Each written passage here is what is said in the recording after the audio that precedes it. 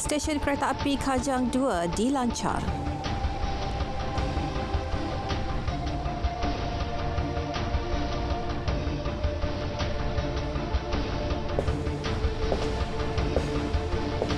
Assalamualaikum dan salam Malaysia Madani. Yang di-Pertuan Agong Al-Sultan Abdullah Riayatuddin Al-Mustafa Billah Shah bertitah supaya pendakwah di Pahang mendapatkan tauliah. Baginda mengingatkan hanya mereka yang benar-benar mahir dan mempunyai pengetahuan luas mengenai agama Islam diberikan tauliah untuk mengajar atau memberi ceramah di seluruh negeri. Titah baginda ia bagi memastikan kesucian agama Islam terus terpelihara daripada sebarang anasir penyebaran ajaran salah, fitnah-memfitnah dan juga bersangka buruk.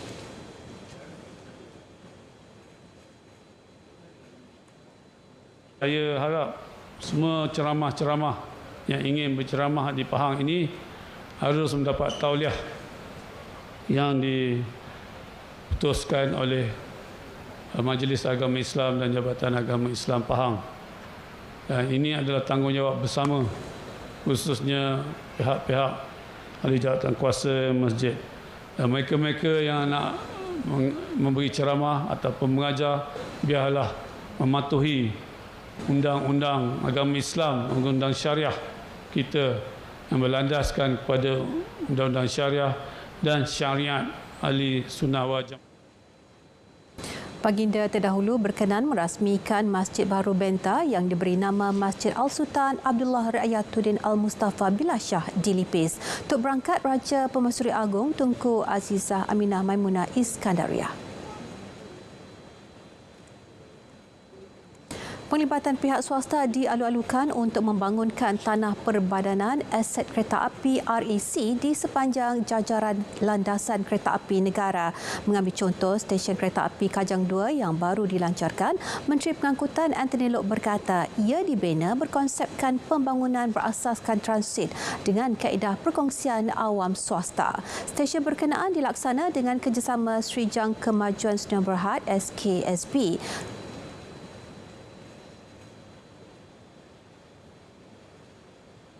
Ini adalah satu stesen yang berorientasikan transit oriented development.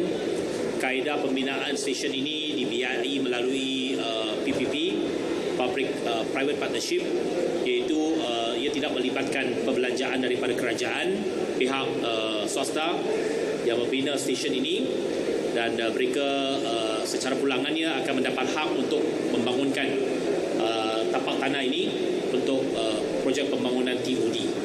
Jadi model ini memang kita guna pakai untuk tanah-tanah RAC di sepanjang jajaran landasan kereta api kita.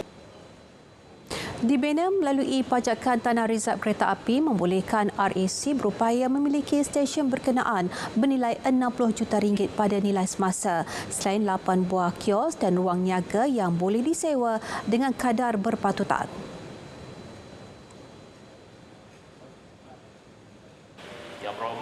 Dalam majlis sama, tambang komuter percuma turut hidup umum sehingga Ahad untuk setiap perjalanan satu hala dari stesen Kajang 2 ke mana-mana destinasi lain. Rapid Bus dan Smart Selangor turut diminta menjadikan stesen tersebut sebagai antara hentian untuk mengambil dan menurunkan penumpang.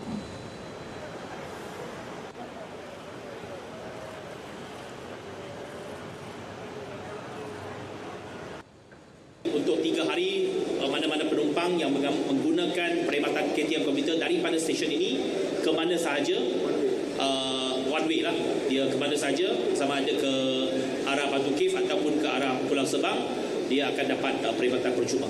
Jadi hujung minggu sebelum raya bolehlah pakai komuter untuk pergi shopping. Untuk stesen pengangkutan, kita berharap ia dapat dijadikan stesen bersepadu. Bersepadu maksudnya apabila mereka gunakan stesen ini ataupun keluar ataupun sampai ke stesen ini, mereka ada juga pilihan pengangkutan awam yang lain untuk kembali ke rumah. Stesen berkenaan yang mula beroperasi 13 Mac lalu mampu mengendalikan 146,000 penumpang setahun. 10 lagi pasar tani di seluruh negara ditambah bagi melaksana jualan khas Syawal Madani dan ini menjadikan secara keseluruhan 113 outlet pasar tani akan beroperasi bagi insentif tersebut bermula Sabtu ini. Sepanjang Ramadan dan Syawal nanti, insya-Allah keterjaminan makanan ianya cukup. Cuma pihak kementerian satu lagi, KPDNK di bawah Datuk Seri Samaluddin Ayub, mereka itu yang mengawal harga. Kita memang sekarang ini ditambah 10 lagi, tetapi PAHMA akan membuat gerakan tempat jualan sehingga ke 2,000 tempat pada kali ini.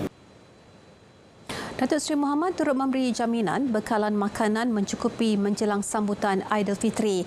Beliau ditemui pada majlis penyerahan bantuan kepada warga Kementerian dan Petani di Batu Pahat.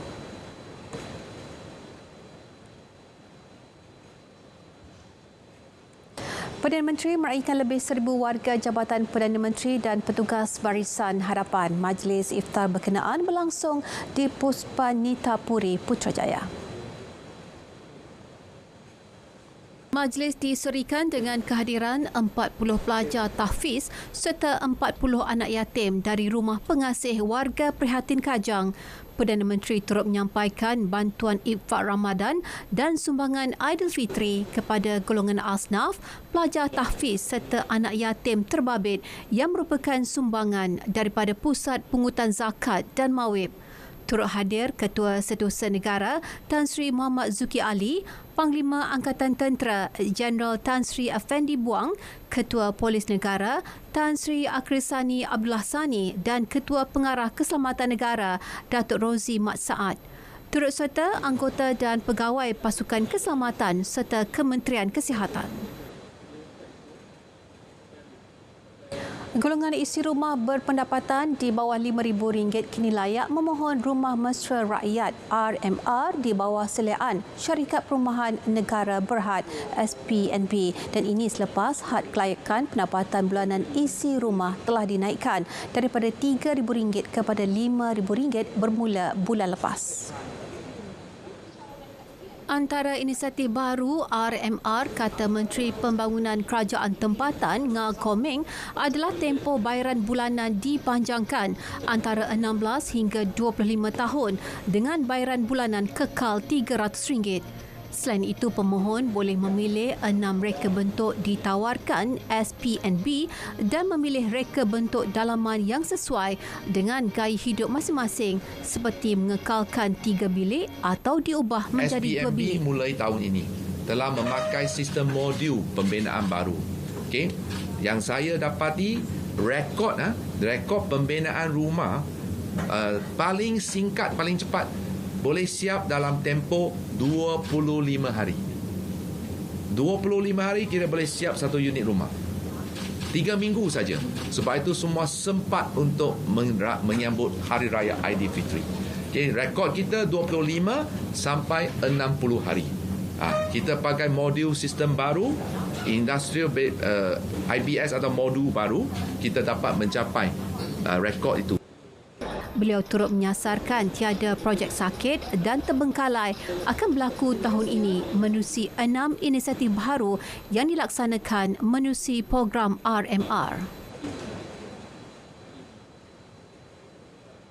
Pihak berkuasa Australia bebas untuk mendedahkan laporan nahas pesawat Sabah Air yang berlaku pada Jun 1976.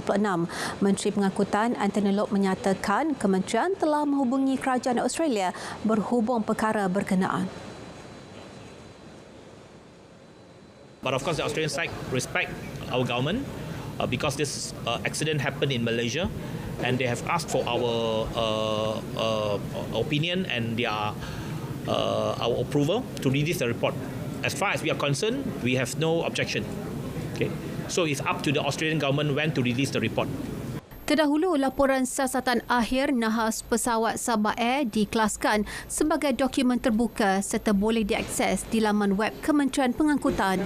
Berdasarkan laporan, tiada bukti menunjukkan sebarang unsur sabotaj, kebakaran atau letupan yang telah mengorbankan Ketua Menteri Sabah Tun Fuad Stephen serta beberapa anggota Kabinet. Angkatan Tentera Malaysia ATM tidak pernah menetapkan kuota kaum bagi pengambilan anggota. Jelas Menteri Pertahanan Datuk Seri Muhammad Hassan, pengambilan dibuat 2 kali setahun melibatkan pengambilan dengan jumlah sehingga 7,000 anggota. Kita tidak ada mengenakan kuota apa-apa mengikut kaum, terbuka. Ya. Jadi apa yang saya katakan dalam menjawab soalan lisan dalam Parlimen tempoh hari adalah peratusan anggota tentera daripada kaum bukan bumi putera itu amat rendah sekali.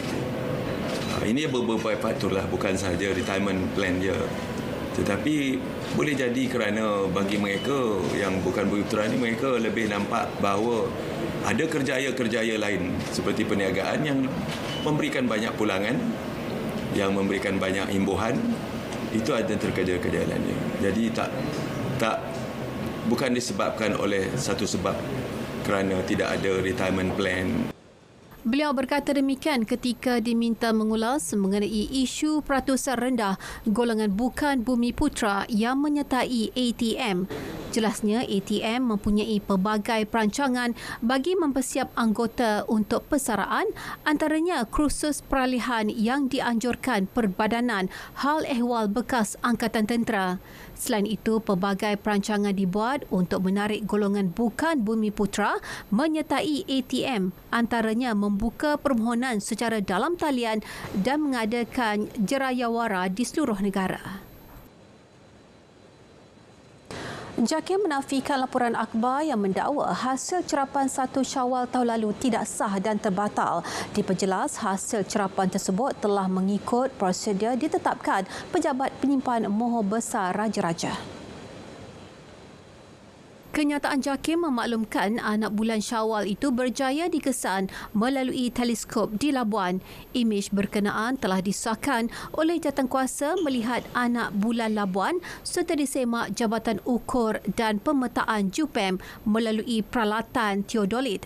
Data berkenaan dicerap mengikut prosedur yang betul selepas perbincangan dilaksanakan Mufti bersama pakar falak. JAKIM juga menyangkal kenyataan artikel sama bahawa laporan kenampakan hilal Syawal tahun lalu tidak direkodkan dalam laman sesawang Pejabat Penyimpan Mohor Besar Raja-Raja Malaysia.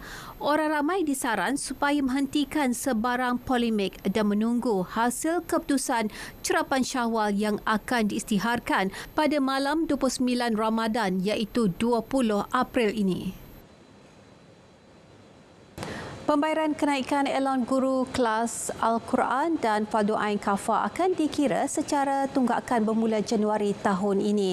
Pengurusan pembayaran bakal dibuat JAKIM melalui kerajaan negeri sebaik saja peruntukan diterima.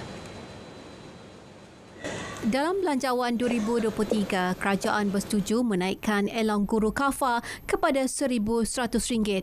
Sumbangan khas juga diumumkan sebanyak RM600 kepada Imam, Bilal, Tok Siak, Noja, Marbut, guru kafah dan guru takmir. Justru JAKIM menafikan dakwaan pihak tertentu bahawa bayaran bantuan one-off kepada Imam, Bilal dan guru kafah tidak termasuk dalam senarai bantuan oleh pihak kerajaan. JAKIM turut memahami kegusaran segelintir pihak berhubung isu ini. Ku mengejar 1001 bulan dan pilih aku, kita sepasukan. Salam Ramadan daripada kami di RTM. 9 motosikal dan 4 skuter elektrik musnah terbakar di hadapan Pusat Beli Belah Suria KLCC petang tadi. Jurucakap Pusat Gerakan Operasi Jabatan Bomba dan Penyelamat Kuala Lumpur memaklumkan seramai 15 anggota bersama 3 jentera dari BBP Tun Razak dan Kramat dikerah ke lokasi kejadian. Insiden membabitkan 13 buah motosikal dan 4 buah skuter elektrik. 9 motosikal dan 4 skuter elektrik terbakar sepenuhnya. Manakala 4 motosikal yang lain terbakar antara 3 hingga 20%. Api dapat dikawal sepenuhnya pada 4:04 petang dan punca serta jumlah kerugian masih dalam siasatan. Selain tiada mangsa yang terlibat. Punca kematian anggota tentera yang ditemukan selepas hilang di hutan Simpan Belum, Korporal Muhammad Nasri Muhammad Nasib disebabkan kecederaan di bahagian kepala. Ketua Polis Perak, Datuk Seri Muhammad Yusri Hassan Basri berkata, keputusan diperoleh hasil bedah siasat dijalankan di Hospital Raja Permaisuri Bainun Ipoh. Jenazah kemudian diserahkan kepada pihak ATM untuk tindakan lanjut.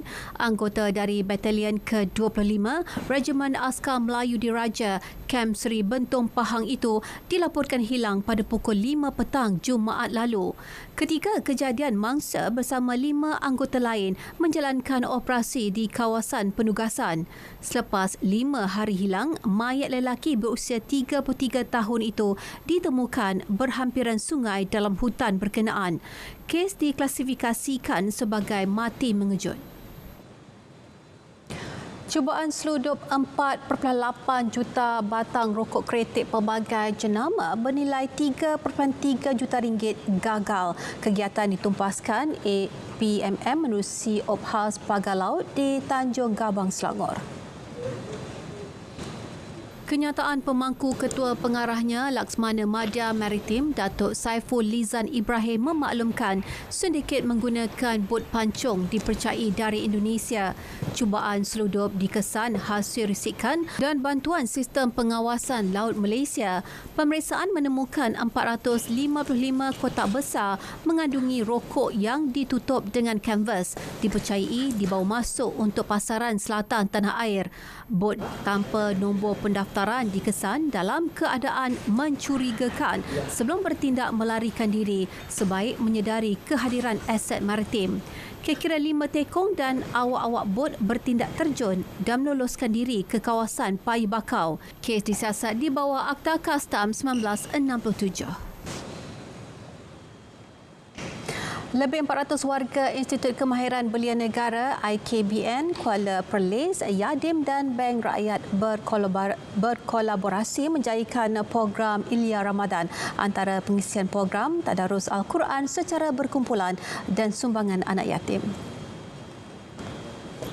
Program memberi peluang kepada warga kerja IKBN Kuala Perlis meningkatkan lagi penghayatan dan kefahaman Ramadan.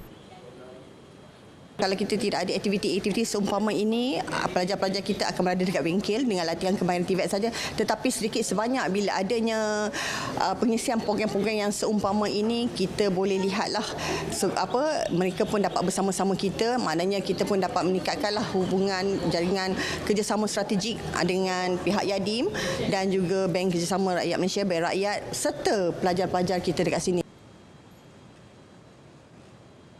Pos Malaysia dengan kerjasama Bank Negara melancarkan koleksi stem khas bertemakan duit shilling Kesultanan Melayu di Museum dan Galeri Seni B&M. Koleksi berkenaan menampilkan 4 jenis duit shilling Kesultanan Melayu dari beberapa negeri. Pos Malaysia menerusi hantaran di Facebook berkata, koleksi melibatkan duit shilling Perak, rial dari Kedah, timah pitis dari Melaka, emas dari Johor dan emas duit kijang dari Kelantan yang digunakan sejak abad ke-12 untuk tujuan perdagangan. Koleksi set lengkap boleh didapati pada harga RM59.50 manakala 3 stem dan lebaran mini masing-masing bernilai 50 sen rial dan pitis, RM30 emas dan RM5 duit kijang setiap satu. Koleksi stem tersebut boleh didapati di pejabat pos besar dan biro filateli di seluruh negara mulai hari ini. Saudara, bayangkan sambutan Aidilfitri tanpa bekalan ayam dan telur. Tiada lagi rendang ayam, kuih raya atau menu tradisional lain yang lazimnya kita makan semasa Syawal. Sediakah anda? Jadi wartawan Dian Mokhtar ada kupasannya.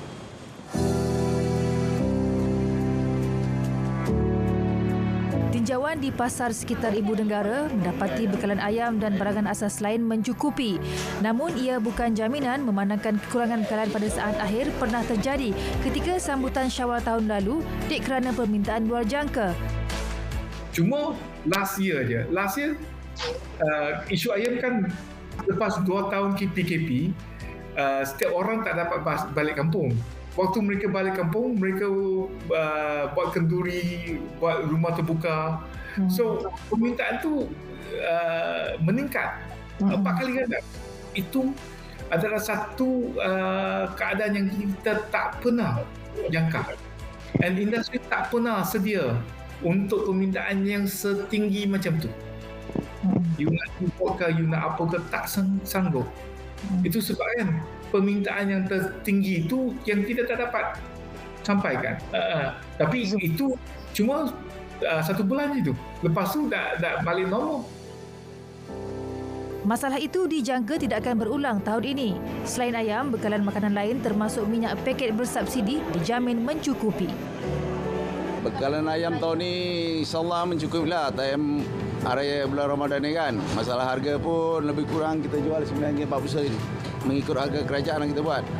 Harap raya ni takkan akan naik lagi lah. Harga macam ni pun okey kot sebenarnya. Kalau boleh kita nak harga tu bawah RM9. Telur memang naik harga lah. Memang tadi saya ada beli telur. Dia punya harga RM15. So grade A lah. 8. So sebanding yang dengan dulu harga dia dalam RM12. So naik dengan RM3. So itu saja. Tapi harga ayam saya rasa terkawal lah.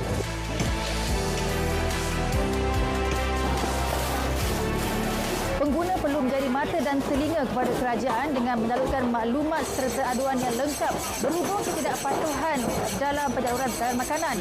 Orang ramai boleh melaporkan kepada Kementerian Perdagangan Dalam Negeri dan Kos Sara Hidup KPDN sekiranya terdapat gangguan bekalan agar tindakan segera dapat diambil.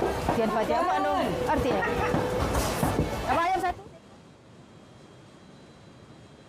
Pelaksanaan projek yang menggunakan teknologi hijau atau amalan rendah karbon, inisiatif ini sentiasa disokong termasuk pembangunan sektor tenaga hidroelektrik di seluruh negara. Menerusi pembentangan Belanjawan 2023, transformasi sektor tenaga ke arah tenaga boleh diperbarui diberi keutamaan. Sasaran yang disebut hanyalah untuk memperluaskan dan melipat gandakan segala perkara yang seumpama ini. Stesen jenis kuasa hidro yang di bawah tajuk besar iaitu kelestarian alam sekitar. Itu sasaran utama di bawah Kementerian Kewangan, kerana kita terikat dengan konvensyen antarabangsa yang lain yang mengharapkan agar kita mengadakan projek-projek yang lestari alam sekitar. Datuk Seri Ahmad menyatakannya selepas melakukan lawatan kerja ke stesen jenerakuasa hidro Sungai Slim di Slim River.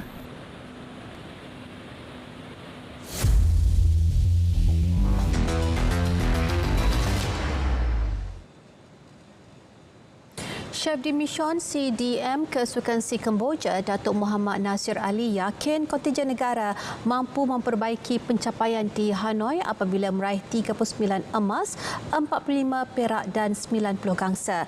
Meskipun kontingen negara sudah kehilangan 15 ke 18 pingat emas apabila beberapa acara utama tidak dipertandingkan, beliau yakin dengan kemampuan 680 atlet yang dibarisi 57% atlet muda. Ketika ditemui di bengkel penetapan sasaran pingat di Cyberjaya, beliau berkata pihaknya menaruh harapan tinggi kepada olahraga dan renang yang mempunyai bilangan atlet terbesar untuk melakukan kejutan. Bagaimanapun agak mustahil buat olahraga yang sebelum ini menyasarkan 10 emas berdasarkan beberapa isu melanda Kesatuan Olahraga Malaysia KOM. Ia membabitkan pengunduran jaguar pecut negara Muhammad Azim Fahmi dan isu jurulatih atlet lompat bergalah negara Nur Sarah Adi. Patutnya isu-isu begini boleh kita overcome, kita tangani sebelum ia sampai ke tahap yang membimbangkan. Jadi saya rasa isu ini mungkin sudah pun telah dibincang dengan MSN dan langkah-langkah saya ambil. Tapi saya akan kontak dia nanti, tengok dia punya perkembangan terkini lah. Tapi dia memang potensial lah. Kita ada lagi 22 hari. InsyaAllah dalam 20 hari kita akan tengok masalah ini. Selain olahraga dan renang yang mempunyai kontingen terbesar, beberapa acara individu yang lain seperti badminton dan karate turut dijadikan sandaran. Pada hari ini adalah hari muktamad untuk mereka memastikan bahawa mereka apa yang mereka janji pada hari itu akan mereka capai atau mungkin tambah baik atau ada sikit perubahan. Jadi sebab itulah kita adakan bengkel ini untuk memastikan bahawa sasaran yang the first round tu adalah sasaran yang realistik. Realistik satu juga sasaran yang boleh dicapai. Kita tidak mahu mereka sengaja memberi satu sasaran tapi akhirnya dalam hati dia tahu sasaran itu tidak dapat dicapai. Sementara itu, juara bertahan acara lompat bergalah Nur Sarah Adi dijangka tidak berdepan masalah untuk mempertahankan pingat emas pada Sukan C 2023 di Kemboja Mei ini. Keyakinan itu dilaungkan Ketua Jurulatih Olahraga Negara Zaki Sadri berdasarkan prestasi semasa.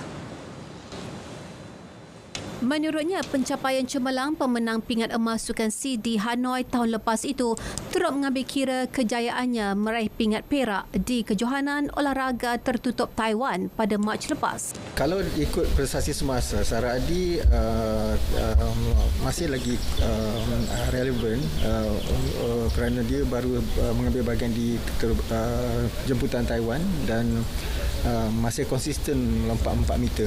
Cuma bila dalam pertandingan kita tidak boleh tahu, macam sebelum ni pun bila Sarah Adi menang pingat emas pun ada masalah daripada atlet negara lain. Jadi kita andaian kita mengharapkan Sarah Adi boleh fokus untuk memastikan kekal pingat emas untuk negara. Zaki berkata atlet berusia 22 tahun itu kini di bawah bimbingan bekas atlet lompat bergalah wanita kebangsaan Roslinda Samsu. Beliau turut menambah ketika ini Sarah diminta untuk memberi fokus dalam latihan bagi acara 4x100 meter bersama jurulatih Muhammad Puad Mat Kasim sebelum ke Tamasya Dwi tahunan itu. Pada edisi di Hanoi, Nur Sarah meraih gangsa dalam acara berkenaan namun cemerlang membawa pulang emas bagi acara lompat bergalah. Dalam perkembangan sama, pengurus pasukan olahraga Kesukan C 2023, Datuk R. Anamalai berkata, skuad negara tekad mengatasi pencapaian pada edisi lepas di Hanoi dengan meraih 5 pingat emas, 2 perak dan 5 gangsa. Kita akan sasarkan pencapaian yang lebih baik daripada tahun di Hanoi lah. Tapi selepas bengkel ini kita akan putuskan lah berapa kita boleh capai lah. Tapi dan memang lebih daripada di Hanoi. Tidak boleh lebih daripada 10, mana boleh. Memang tidak boleh. So mungkin kurang sedikit daripada 10. Tambahnya, beliau tidak meletakkan harapan tinggi dalam acara 100 meter lelaki susulan ketiadaan pelari pecut sensasi negara Muhammad Azim Fahmi, namun berharap atlet lain mampu membuat kejutan di tamasya sukan tersebut.